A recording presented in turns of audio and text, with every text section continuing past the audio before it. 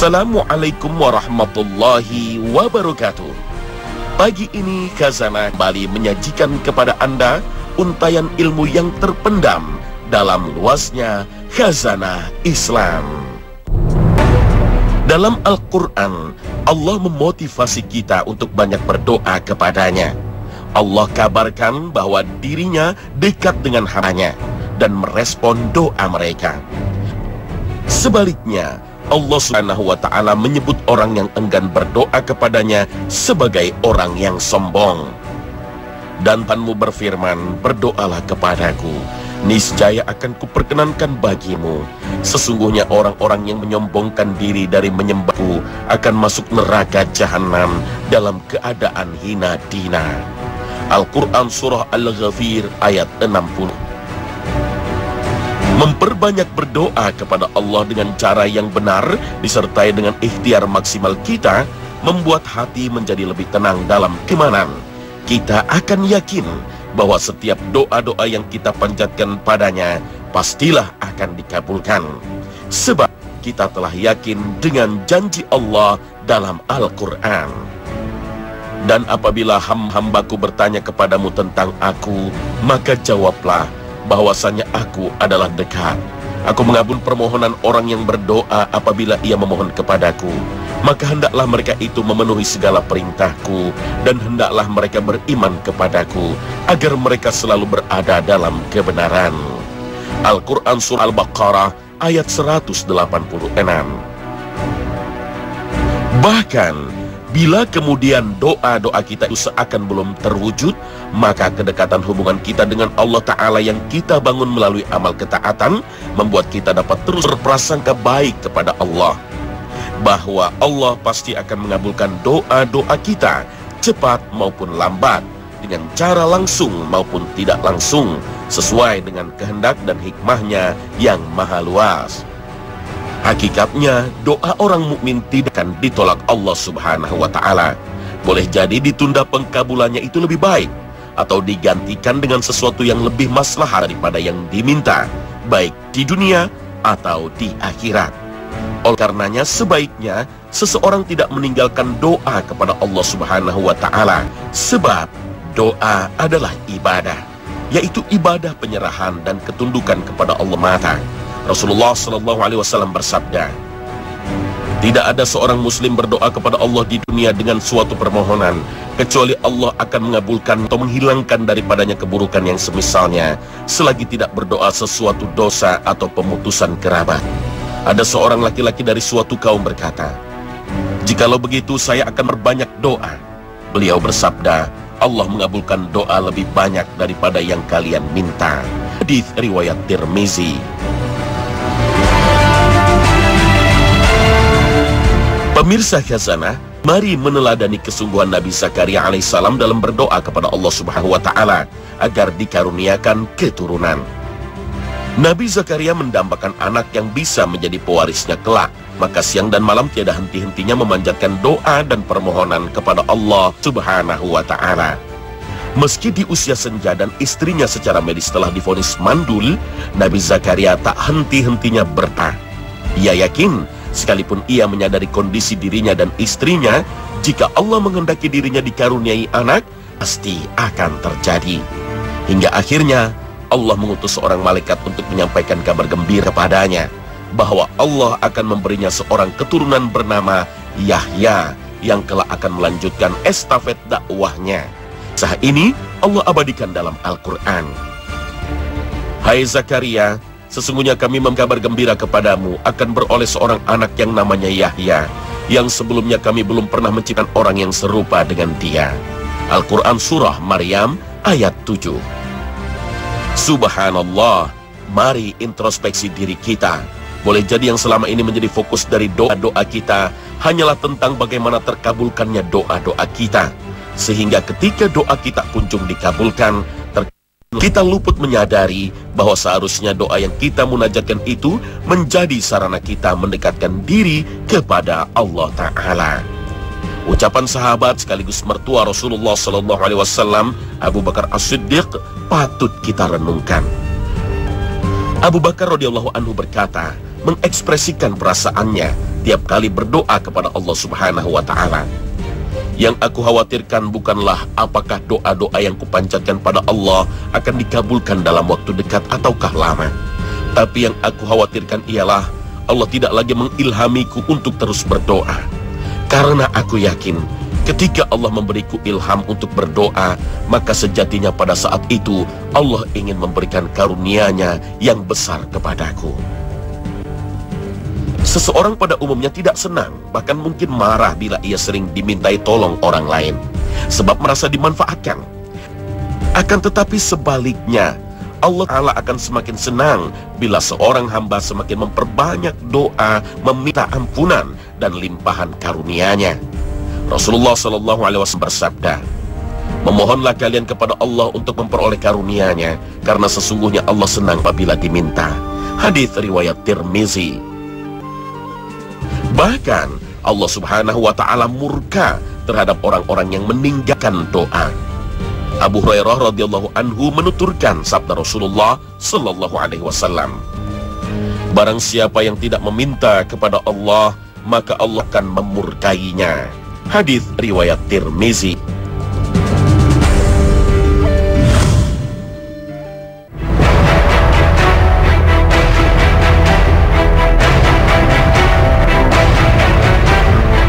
Pemirsa Khazanah, agar doa lekas terkabul, banyak orang yang beranggapan bahwa doa harus dipanjatkan dalam bentuk permintaan yang spesifik dan detail. Bahkan kini para trainer dan motivator pun turut menganjurkan para audiensinya untuk meminta hal yang spesifik ketika berdoa pada Allah. Misalnya, jika kita ingin menjadi kaya, maka kita harus meminta kepada Allah secara spesifik dan terus dilakukan terus-menerus.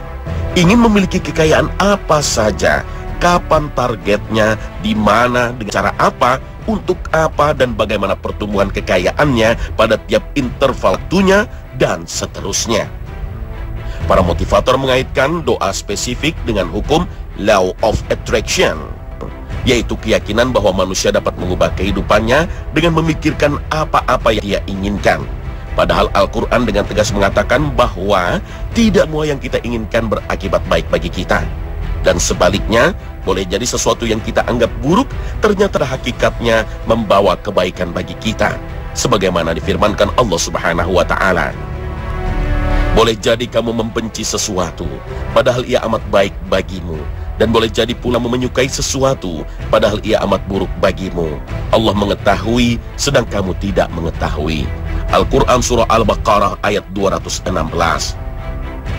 Ada sebuah kisah sebagai ilustrasi yang digambarkan ulama tentang cara Allah mengabulkan doa. Ada seorang ahli ibadah yang berdoa memohon kepada Allah agar dikaruniai 2 potong roti setiap hari tanpa harus bekerja, sehingga ia dapat dengan tekun dan khusyuk beribadah pada Allah Subhanahu wa Ta'ala. Dalam bayangannya, jika tak berpayah kerja mengejar dunia, ibadahnya akan lebih terja.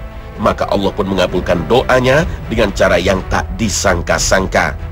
Tiba-tiba ia ditimpa fitnah dahsyat yang membuat dirinya masuk penjara. Subhanallah. Di penjara, sang ahli ibadah ini mendapat jatah makanan dalam sehari 2 potong roti. 1 diberikan di waktu pagi dan sepotong lagi diberikan di waktu petang. Ia dapatkan roti itu tanpa harus bekerja. Hal ini sesuai dengan isi doanya. Di penjara itu pun ia memiliki banyak waktu luang untuk beribadah pada Allah Subhanahu wa Ta'ala. Tapi apa yang dilakukan sang ahli ibadah ini? Dia justru sibuk meratapi nasibnya. Baginya, masuk penjara begitu menyakitkan dan penuh duka. Ia tak sadar bahwa masuk penjara adalah bagian dari kabulnya doa yang dipanjatkannya sepenuh hati dahulu. Nestapanya itu justru menghalanginya untuk insyaf dan bersyukur pada Allah Subhanahu wa Ta'ala. Kisah ini mengajarkan kita akan pentingnya berhati-hati dalam berdoa. Kita memang tidak dilarang untuk meminta apapun secara spesifik, sedetail-detailnya dengan ucapan dan bahasa manapun. Tetapi doa yang baik tetap ada adabnya. Sebab itulah mengapa Rasulullah SAW menganjur kita untuk berdoa dengan lafal yang singkat dan padat, tapi mengandung makna yang luas. Menggunakan susunan kata yang paling sederhana, sebagaimana keterangan yang terdapat dalam Sunan Abi Dawud dan Musnad Imam Ahmad dari Aisyah radhiyallahu anha. Beliau berkata, Rasulullah Shallallahu Alaihi Wasallam sangat menyukai berdoa dengan doa-doa yang singkat dan padat, namun maknanya luas, dan tidak berdoa dengan yang selain itu. Hadis sahih riwayat Abu Daud, Ahmad, dan Al-Hakim. Pelajaran lainnya yang dapat kita petik dari kisah ini adalah Allah lebih tahu dibandingkan kita tentang apa yang terbaik bagi kita. Maka alangkah lebih baik jika meminta yang terbaik menurut Allah. Sebab setiap pengabulan doa selalu diikuti dengan konsekuensinya. Maka jika kita meminta yang terbaik pada Allah, semoga Allah membimbing kita juga agar mampu menghadapi segala konsekuensi dari terkabulnya suatu doa.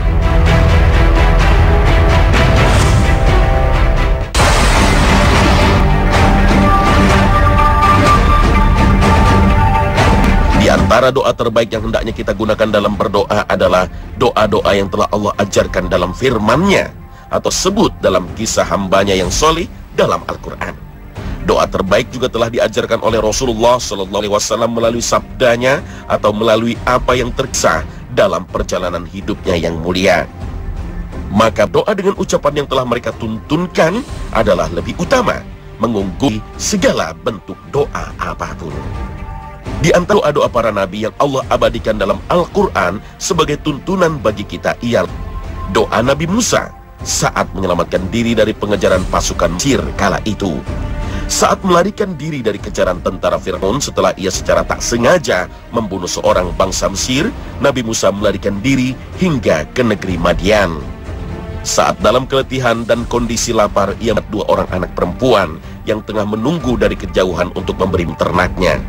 Namun, karena ingin menjaga kehormatan diri, mereka ingin berdesak-desakan mengantri bersama pengembala lainnya, berebut air untuk ternaknya. Maka dengan tenaga sisa karena letih dan lapar, Musa alaihissalam membantu dua wanita ini mengambil air untuk ternaknya. Usai memberi minum ternak mereka, Musa alaihissalam beristirahat di tempat yang agak teduh. Para ahli tafsir menyebutkan kala itu Nabi Musa begitu lapar dan memerlukan makanan. Maka Musa alaihissalam mengadu keadaannya kepada Allah. Tidak seperti saran para motivator yang menyuruh berdoa dengan spesifik, sedetail mungkin hingga tervisualkan. Isi doa Nabi Musa pada Allah justru tidak spesifik, meminta diberikan makanan agar hilang rasa lapar. Tapi dengan santun, Nabi Musa berdoa, Rabbi inni lima anzalta ilayya min khairin faqir. Duhai Rabbku, sungguh aku terhadap yang kau turunkan padaku dari antara kebaikan, aku amat fakir, amatlah memerlukan. Al-Quran Surah Al-Qasas ayat 24. Lihatlah, doa ini sangat umum. Nabi Musa tidak menyebut hajatnya dan jelas bahwa ia tengah lapar. Tak menyebut kebutuhannya yang sangat mendesak bahwa ia butuh makanan, tapi dengan amat santai memohon pada Allah kebaikan. Lantas apa yang diterima Musa alaihissalam dari Allah atas doa yang tidak detail, tidak spesifik, dan tidak tervisualisasi ini? Berkat doanya itu, dua wanita yang ditolongnya itu datang dan mengundang Musa alaihissalam ke rumahnya. Duanya ternyata putri dari Nabi Syuaib. Dari Nabi Syuaib, Nabi Musa tak hanya mendapatkan makanan, tapi juga perlindungan, bimbingan, pejaan dari Nabi Syuaib, bahkan dinikahkan dengan putrinya. Subhanallah, betapa Allah Maha Pemurah. Doa hambanya yang santun dan sederhana dijawab dengan limpahan karunia yang melampaui hajat utamanya. Demikian cara berdoa yang santun, bukan dengan cara memberitahu Allah Ta'ala apa yang kita perlukan, sebab Allah Maha Tahu, Allah Maha Bijaksana. Berdoa itu berbincang sera agar Allah mengaruniakan yang terbaik untuk kita dengan ilmu dan kuasanya yang sungguh maha segalanya. Hamba agung kedua akan kita teladani doanya adalah Nabi Yunus alaihissalam. Ketika Nabi Yunus menyeru kaumnya di Ninawa, Irak agar beriman dan menyembah Allah, kaumnya menolak seruan dakwah beliau hingga istilah kesabaran dari Nabi Yunus. Atas pembangkang kaumnya, Nabi Yunus alaihissalam pergi meninggalkan kaumnya sembari mengancamkan azab Allah. Karena ketidaksabarannya, Nabi Yunus pergi sebelum ada perintah Allah untuk pergi. Maka Allah pun memberikan pelajaran kepadanya dengan peristiwa dibuang ke laut lalu ditelan ikan besar. Menurut sebagian ahli tafsir, ikan yang menelan Nabi Yunus ternyata ditelan ikan yang lebih besar lagi. Lantas ikan itu membawanya ke dasar samudera yang gelap. Jadilah Nabi Yunus kala itu berada dalam 3 lapis kegelapan. Kegelapan pertama saat ia ditelan ikan pertama. Kegelapan kedua ia alami saat ikan yang menelannya ditelan dengan ikan lain yang lebih besar. Dan kegelapan ketiga yaitu saat ikan itu berenang ke dasar samudera yang gelap. Maka Nabi Yunus pun menyadari kehilafannya. Dan dalam kegelapan yang pekat itu, Nabi Yunus berdoa, memohon agar Allah berkenan mengeluarkan dirinya dari perut ikan, sebagaimana Allah kisahkan dalam Al-Quran. Dan ingatlah kisah Zunnun, Yunus, ketika ia pergi dalam keadaan marah, lalu ia menyangka bahwa kami tidak akan memsempitnya, menyulitkannya. Maka ia menyeru dalam keadaan yang sangat gelap, bahwa tidak ada Tuhan selain Engkau, Maha Suci Engkau, sesungguhnya aku adalah termasuk orang-orang yang zalim. Al-Quran Surah Al-Anbiya ayat 87.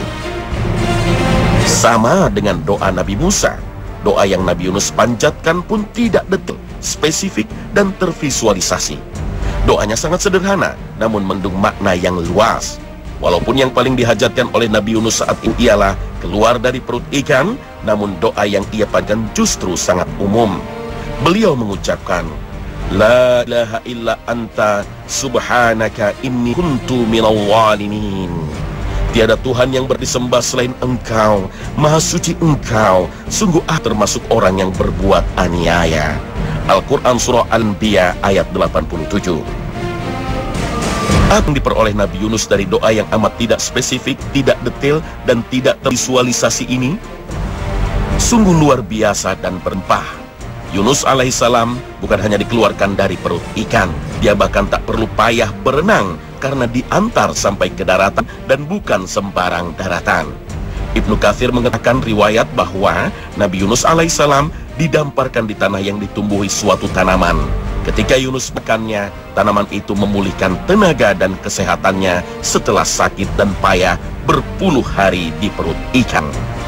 Yunus pun bugar kembali, bersemangat, dan berjanji kepada Allah Subhanahu wa Ta'ala untuk tak menyerah dalam mendakwahi kaumnya, apapun yang terjadi. Tetapi alangkah takjub dan penuh syukurnya dia ketika kembali ke kaumnya di Nawa, Irak. Ternyata seluruh kaumnya justru telah beriman kepada Allah. Lihatlah bagaimana Allah mengabulkan doa sederhana Nabi Yunus ini. Ia bisa bebas dari perut ikan, selamat dari laut ke darat, mendapat makanan dari tanaman yang membugarkan, bahkan bergembira bahwa kaumnya telah beriman kepada Allah Subhanahu wa Ta'ala. Sungguh agung doa Nabi Yunus alaihissalam. Redaksi dan susunan katanya begitu sederhana, tidak spesifik, tidak detail, tidak langsung pada yang diminta, tapi hasilnya melampaui semua yang diinginkan. Mengomentari doa Nabi Yunus ini, Ibnu Taimiyah mengatakan doa Yunus alaihissalam terkandung dua hal: pengagungan keesaan Allah dan pengakuan akan sah. Sungguh untuk mendekat pada Allah dan dikaruniai nikmat agung, dua kandungan dalam doa Yunus ini sudah cukup. Rasulullah SAW dalam salah satu sabdanya pun menganjurkan kita untuk menggunakan doa Nabi Yunus ini dalam munajat kita kepada Allah. Doa Zunnun Nabi Yunus ketika ia berdoa dalam perut ikan adalah La ilaha illa anta subhanaka inni kuntu minal zalimin. Tidak ada Tuhan yang berhak disembah kecuali Allah, Maha Suci Engkau, sesungguhnya aku adalah termasuk di antara orang-orang yang berbuat aniaya. Sesungguhnya tidaklah seorang muslim berdoa dengannya dalam suatu masalah melainkan Allah kabulkan baginya. Hadis sahih riwayat Tirmizi. Doa lainnya yang Allah akan dalam Al-Quran, dalam doa yang sangat terkenal di kalangan umat Islam, mungkin banyak di antara kita yang telah menghafalnya. Doa ini oleh sebagian orang dinamai doa sapu jagat. Muatan doanya adalah permohonan pada Allah akan keselamatan dunia dan akhirat. Allah berfirman, dan antara mereka ada orang yang berdoa, Ya Tuhan kami, berilah kami kebaikan di dunia dan kebaikan di akhirat, dan peliharalah kami dari siksa neraka. Al-Quran Surah Al-Baqarah ayat 201. Dalam tafsirnya, Ibnu Katsir memberikan penjelasan tentang seturunnya ayat ini, sebagaimana diriwayatkan oleh Sa'id bin Jubair dari Ibnu Abbas bahwa kala itu ada suatu kaum dari masyarakat Baduy yang datang ke tempat wukuf. Lalu mereka berdoa, Ya Allah, jadikanlah tahun ini sebagai tahun yang banyak turun hujan, tahun kesuburan, dan tahun kelahiran anak yang baik. Dan mereka sama sekali tidak menyebutkan urusan akhirat. Maka Allah menurunkan firman-Nya ini. Setelah mereka, datanglah orang-orang yang beriman dan mereka mengucapkan, Rabbana atina fid dunya hasanah wa fil akhirati hasanah wa qina adzabannar.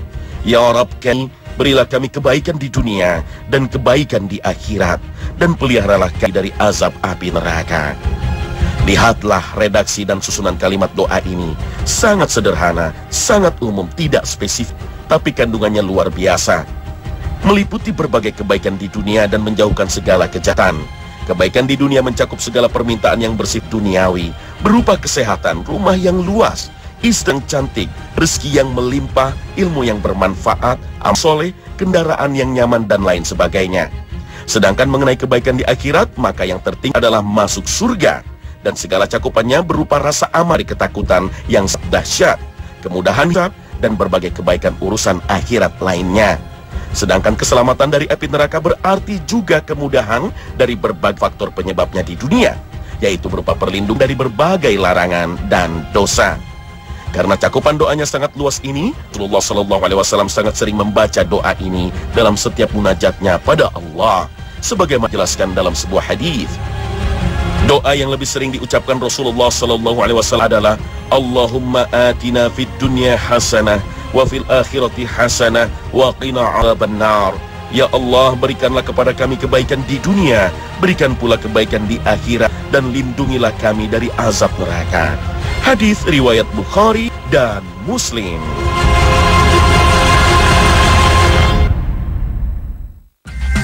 Temukan style hijabmu dalam Dua Hijab. Ada ini. Oke, bentar ya. Bener nih. Tentu saja. Rejoice Rich Shampoo dan Conditioner dengan formula cepat kering. Bantu rambut lebih cepat kering dan terasa lebih lembut. Wow, tepat. Ganti rencana yuk. Rejoice. Ibu tuh berhenti dong nyusahin aku. Merajut benang kehidupan menjadi nilai kebaikan. Menyelami tiap tiran religi menjadi teladan. Dan merangkainya menirefleksi diri memperkuat keimanan.